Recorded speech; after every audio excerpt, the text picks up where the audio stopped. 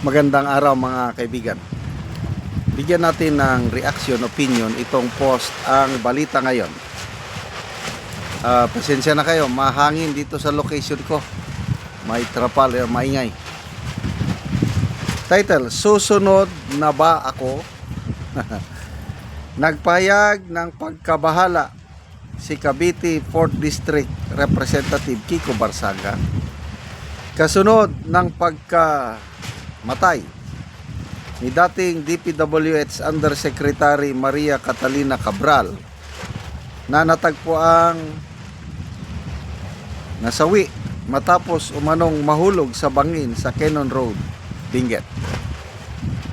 Sa isang pahayag na mabilis kumalat online, diritsang inilahad ni Barsaga ang kanyang pangamba at hinala sa gitna ng umiinit na DPWH flood control corruption controversy.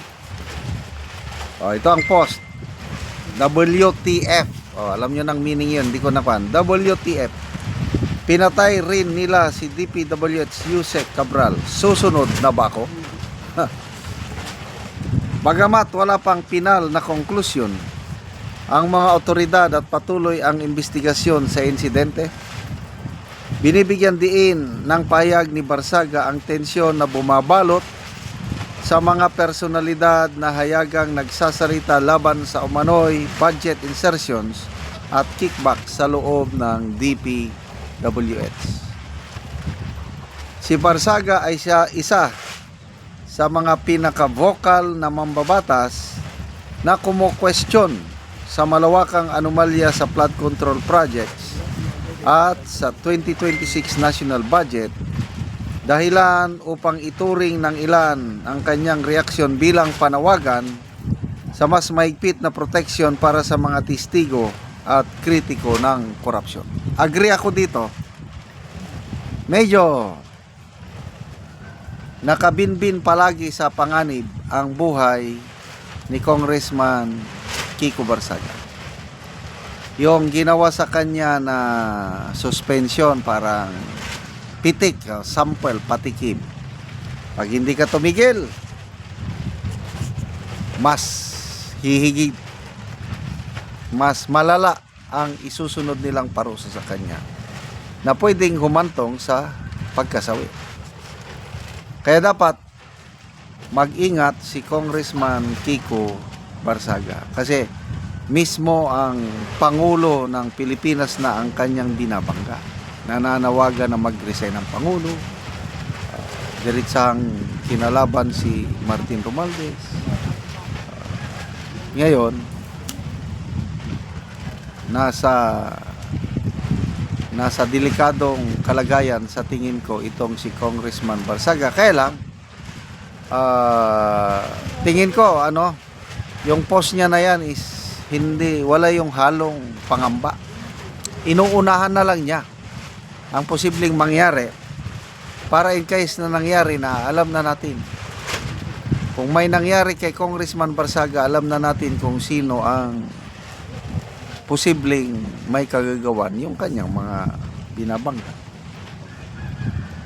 So, sino-sino pa ang mga nanganganib ng buhay? Yung post kanina ni dating Congressman Mike Defensor, pinangalanan niya na these people should be protected. Kasi nawala na si Yusek Cabral, ang dami niyang nalalaman. Yung mga mastermind nasa file daw ng kanyang computer, according to Congressman Libeste. So maliban kay Yusek Cabral, ang mga may nalalaman din ay itong dalawang aide ni Saldico na si Mark Texay at saka si Paul Estrada. Nawawala rin sila.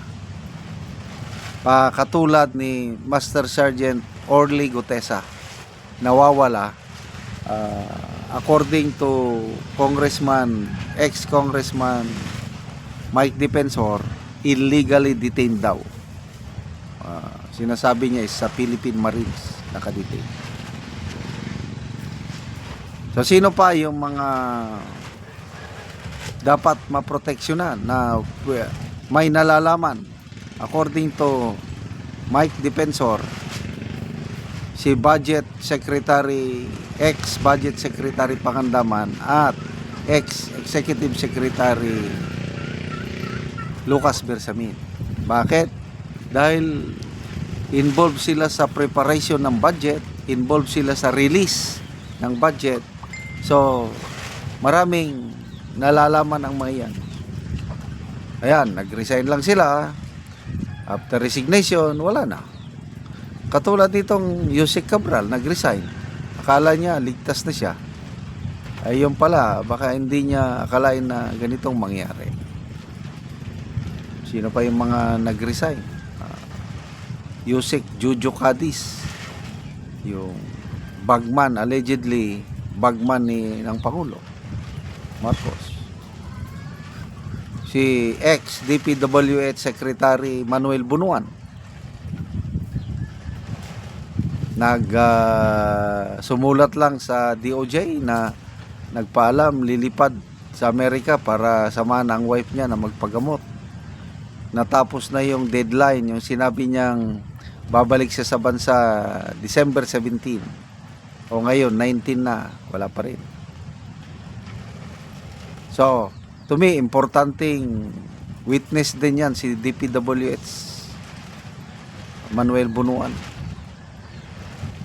Kaya lang, safe naman siya siguro dahil ang alam ko, hindi na yan babalik. Baka ipina-safety na.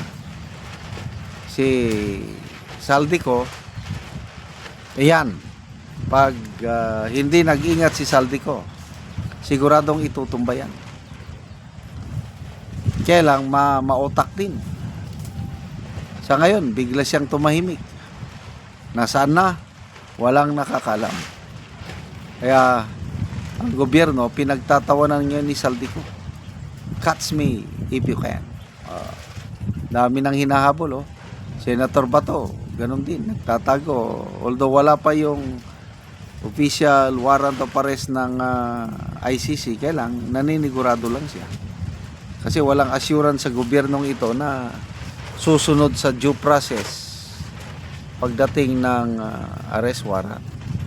So, sana maproteksyonan ang mga importanteng witnesses para ano.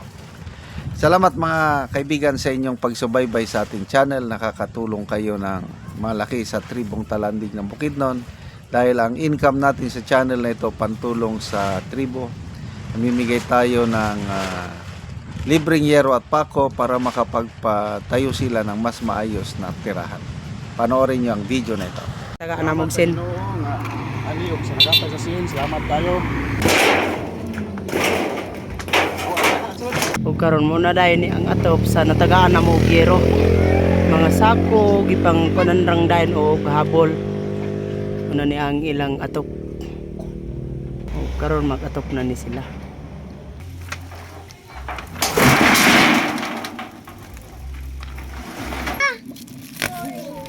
Hay tayo nga na bawa.